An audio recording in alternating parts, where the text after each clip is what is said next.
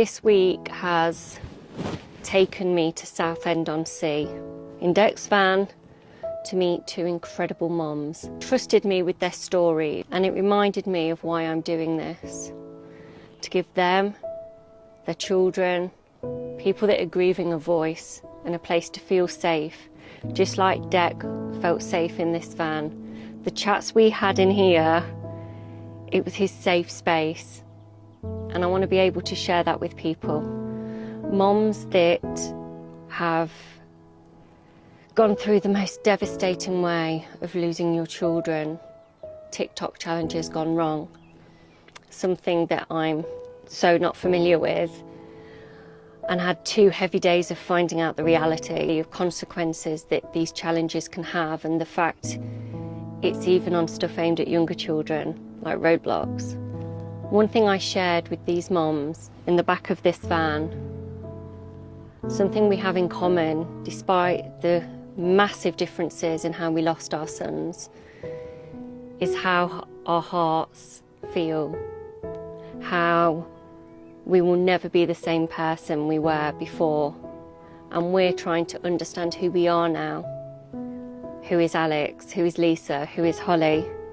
When we're not Declan, Isaac, Archie's mom. Who are we? Well, we are still their moms, and through us, their voices will live on.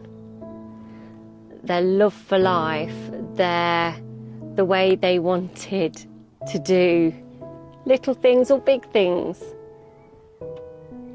They share our DNA, they grew in our body, and as long as we're still here, a bit of them is too.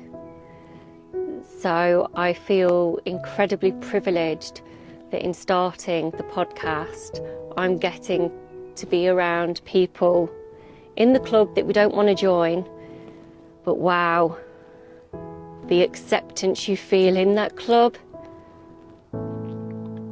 is incredible.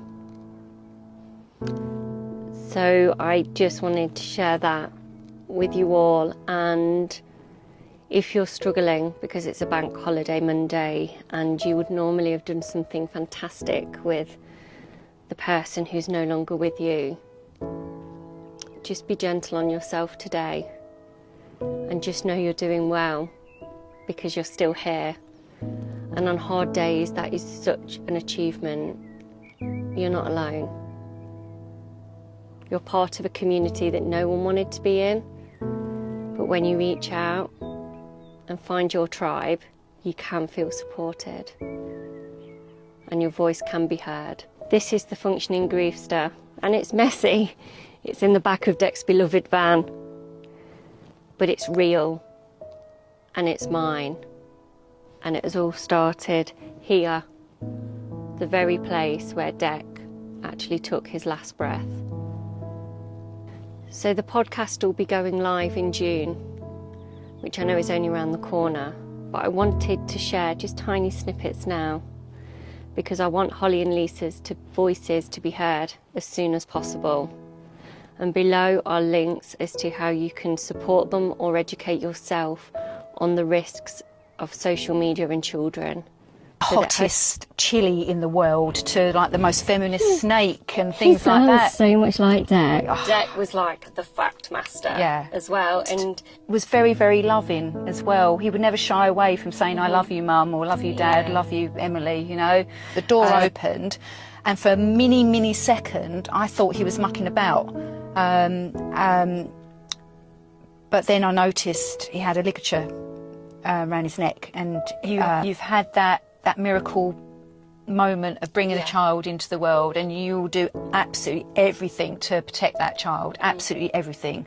And when you've had that choice taken away from you, like within 24 hours, how on earth are you going to cope with that, you know? He was unique. And I think so many people on Archie's page have said before that, how can I love a little boy that I've never met? But because of everything you put up about him, Holly, like, we feel like we know him, you know? Your words, your story. So 4 minutes 23 seconds my phone call was, and When I came out of my room, I found Archie on the stairs, suspended with a dressing gown cord. So Lisa and I, Isaac's mum, the boy the month before Archie, we both got a campaign, Be Challenge Aware, and we're going to the schools to raise awareness with parents, because as parents we felt very much in the dark over this.